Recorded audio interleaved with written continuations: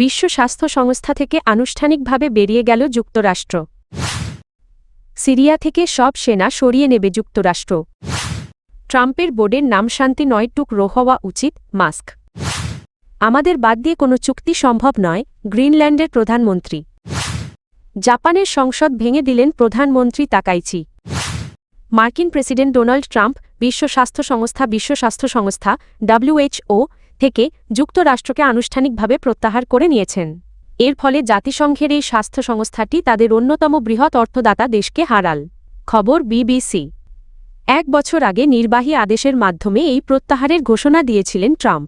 COVID-19 মহামারীর সময় WHOর বিরুদ্ধে চীন ঘেঁষা আচরণ ও কার্যকর সংস্কারে ব্যর্থতার অভিযোগ তুলে এই সিদ্ধান্ত নেওয়া হয়। যুক্তরাষ্ট্রের স্বাস্থ্য ও মানবসেবা বিভাগ জানায় মহামারী মোকাবিলায় WHOর ব্যর্থতা রাজনৈতিক প্রভাব এবং সংস্কারের অভাবই এই পদক্ষেপের কারণ। তবে WHO এসব অভিযোগ প্রত্যাখ্যান করেছে। WHOর মহাপরিচালক টেড্রোস আধানম গেব্রেসুস বলেন, যুক্তরাষ্ট্রের প্রত্যাহার বৈশ্বিক জনস্বাস্থ্যের জন্য ক্ষতিকর। তিনি পোলিও নির্মূল, এইডস প্রতিরোধ এবং মাতৃমৃত্যু হ্রাসসহ বিভিন্ন বৈশ্বিক উদ্যোগে সংস্থাটির ভূমিকার কথা তুলে ধরেন। মার্কিন সরকার জানিয়েছে, WHOতে সব ধরনের সরকারি অর্থায়ন বন্ধ করা হয়েছে এবং সংস্থাটির বিভিন্ন দপ্তর থেকে মার্কিন কর্মী ও ঠিকাদারদের প্রত্যাহার করা হয়েছে। একই সঙ্গে বহু যৌথ কার্যক্রম স্থগিত করা হয়েছে। WHO জানিয়েছে, যুক্তরাষ্ট্রের প্রত্যাহারের বিষয়টি আগামী ফেব্রুয়ারিতে নির্বাহী বোর্ডের বৈঠকে আলোচনায় আসবে এবং সেখানকার দিকনির্দেশনা অনুযায়ী পরবর্তী পদক্ষেপ নেওয়া হবে। বিশ্লেষকদের মতে, যুক্তরাষ্ট্রের এই সিদ্ধান্ত বৈশ্বিক স্বাস্থ্য ব্যবস্থায় নেতৃত্ব ও সমন্বয় দুর্বল করতে পারে, বিশেষ করে ভবিষ্যৎ মহামারী মোকাবিলার ক্ষেত্রে। সিরিয়ার কুর্দি নেতৃত্বাধীন বাহিনী সিরিয়ান ডেমোক্রেটিক ফোর্সেস SDF-এর বিরুদ্ধে দেশটির সরকারি বাহিনীর ধারাবাহিক সাফল্যে উদ্বিগ্ন হয়ে পড়েছে যুক্তরাষ্ট্র। এর প্রেক্ষিতে সিরিয়ায় মোতায়েন থাকা প্রায় ১৫০০ মার্কিন সেনা দ্রুত প্রত্যাহারের বিষয়টি বিবেচনা করছে ওয়াশিংটন। খবর ওয়াল স্ট্রিট জার্নাল। প্রতিবেদনে বলা হয়েছে, সিরিয়ার উত্তরাঞ্চলে সরকারি বাহিনীর অভিযানে SDF-এর সাংগঠনিক কাঠামো ভেঙে পড়ছে। SDF কার্যত দুর্বল হয়ে পড়লে সেখানে মার্কিন সামরিক উপস্থিতির আর কোনো যৌক্তিকতা থাকবে না, এমনটাই মনে করছে পেন্টাগন। যুক্তরাষ্ট্রের ৩ জন জ্যেষ্ঠ কর্মকর্তা জানিয়েছেন, সাম্প্রতিক 1 সপ্তাহের দ্রুত পরিবর্তনশীল পরিস্থিতি সিরিয়ায় মার্কিন মিশনের ভবিষ্যৎ নতুন করে মূল্যায়নে বাধ্য করেছে। এতদিন ইসলামিক স্টেট মোকাবিলায় SDF-এর সঙ্গে অংশীদারত্বই ছিল যুক্তরাষ্ট্রের মূল কৌশল। বর্তমানে সিরিয়ার উত্তর পূর্বাঞ্চলে প্রায় ১৫০০ মার্কিন সেনা মোতায়েন রয়েছে। মার্কিন প্রেসিডেন্ট ডোনাল্ড ট্রাম্প আগেও একাধিকবার সিরিয়ায় এই মিশনের কার্যকারিতা নিয়ে সন্দেহ প্রকাশ করেছেন এবং সেনা প্রত্যাহারের ইঙ্গিত দিয়েছেন। তবে এ বিষয়ে পেন্টাগন আনুষ্ঠানিক কোনো মন্তব্য করেনি। এক মার্কিন কর্মকর্তা জানিয়েছেন, ভবিষ্যৎ সামরিক সিদ্ধান্ত বা সম্ভাব্য অভিযান নিয়ে তারা আগাম মন্তব্য করে না।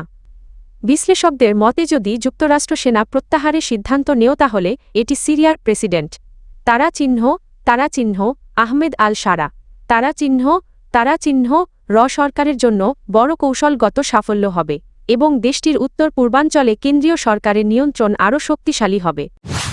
বিশ্বের শীর্ষ ধনকুবের ইলন মাস্ক কৌতুকের মাধ্যমে মার্কিন প্রেসিডেন্ট ডোনাল্ড ট্রাম্পের ঘোষিত বোর্ড অব-পিস উদ্যোগকে খোঁচা দিয়েছেন।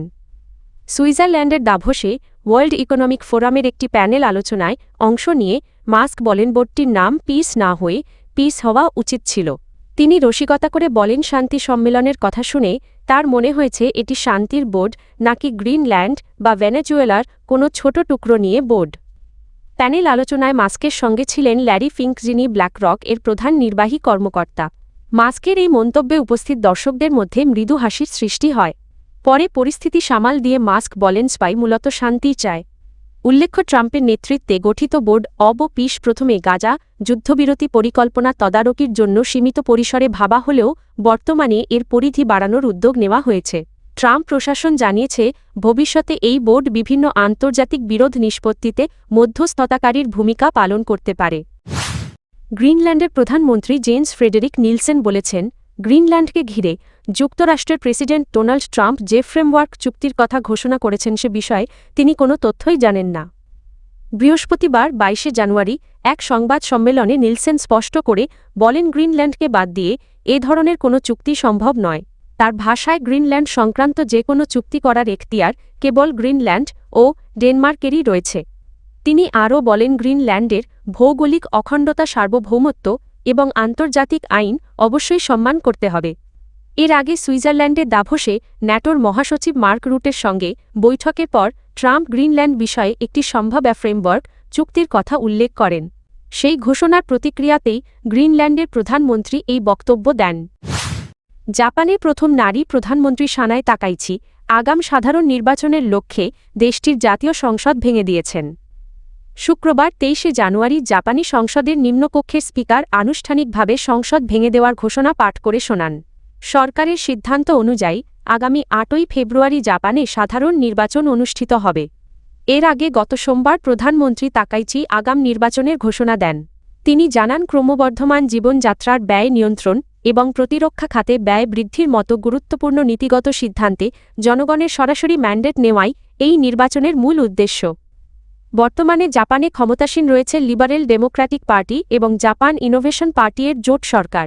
তবে সংসদের নিম্নকক্ষে এই জোটের সংখ্যাগরিষ্ঠতা এখন অনিশ্চিত অবস্থায় রয়েছে। দীর্ঘদিন ধরে দুর্নীতি, কেলেঙ্কারি ও জনসমর্থন হ্রাসের চাপে থাকা এলডিপির জন্য এই নির্বাচন বড় চ্যালেঞ্জ হিসেবে দেখা হচ্ছে। বিশ্লেষকদের মতে প্রধানমন্ত্রী তাকাইচির ব্যক্তিগত জনপ্রিয়তা থাকলেও মূল্যস্ফীতির চাপ ও জীবনযাত্রার ব্যয় সাধারণ ভোটারদের সিদ্ধান্তে বড় প্রভাব ফেলতে পারে।